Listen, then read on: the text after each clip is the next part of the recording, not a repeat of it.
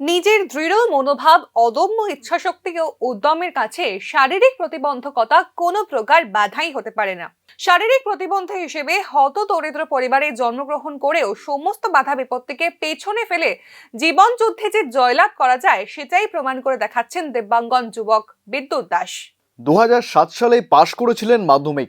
বারংবার চেষ্টা করেছিলেন সরকারি চাকরির জন্য, তবে আদতেই কোনো ফল হয়নি। দিব্যাঙ্গ কোটাতেও পাননি চাকরি, তবে সরকারের তরফে পেয়েছিলেন একটি হস্তচালিত হুইল চেয়ার। সেটি এখন মূল সম্পদ হয়ে দাঁড়িয়েছে বিদ্যুতের। বাড়িতে বসে থাকলে সংসার চলবে না ভেবে রোজ ভোরে কাঁচা সবজি বিক্রি করতে বের হন বিদ্যুৎ। এখানেও তার ভরসা সেই হুইল চেয়ার। নিজের হুইল চেয়ারে বেশ কয়েকটি কাঠের বাক্স করে নিয়েছেন তিনি, তাতেই কাঁচা সবজি ঢেলে পাড়ায় পাড়ায় বিক্রি করতে যান তিনি।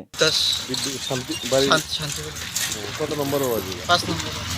পড়ালেখা করতে গেছি মাধ্যমিক পাস। এই সবজি কবে থেকে বেচা? আচ্ছা 2 বছর বেচা হয়নি, মোটামুটি চলে। এছাড়া আর বাতা সম্বল না। পাতা সম্পদ এটা কিভাবে মাথা থাকছে যে সবজি বেচা পয়সা রোজগার করতে হবে? দেখি যে চাহিদাটা বেশি, কাঁচামালের ভিতরে মানে সব ঘরে ঘরে লাগে, এদিকে কাঁচামালের ব্যবসা করছে। তো তোমার কি অসুবিধা হয় না এই সবজি? এটা সাইড পানি, এটা তো কষ্ট। তো সরকারের কাছে তো কইতেছে একটা টমটমের ব্যবস্থা বা একটা মোটর লাগানোর ব্যবস্থা, আর তো কোনো রিপ্লাই দেয় না।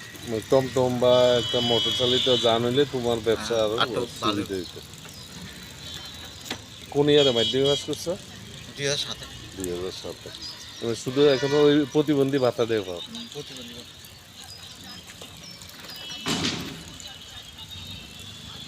ले जाइए ताजी ताजी एक से बढ़कर एक हरी सब्जियां हमारे दुकान से ले जाइए। भाइयों और बहनों, आइए आइए आइए और ले जाइए ताजी सब्जियां। जी हाँ, हरी हरी ताजी सब्जियां हमारे पास उपलब्ध हैं। সংসার চলে যায় কিনা জানতে চাইলে তিনি বলেন, ভাতার টাকা আর সবজি বিক্রি করে খুব কষ্ট করেই দিন কাটাতে হয় তাকে এবং তার পরিবারকে। তাই তিনি বারংবার আন্তরিকভাবে সরকারের কাছে অনুরোধ করেছেন তার এই দুরবস্থার দিকে আলোকপাত করার জন্য।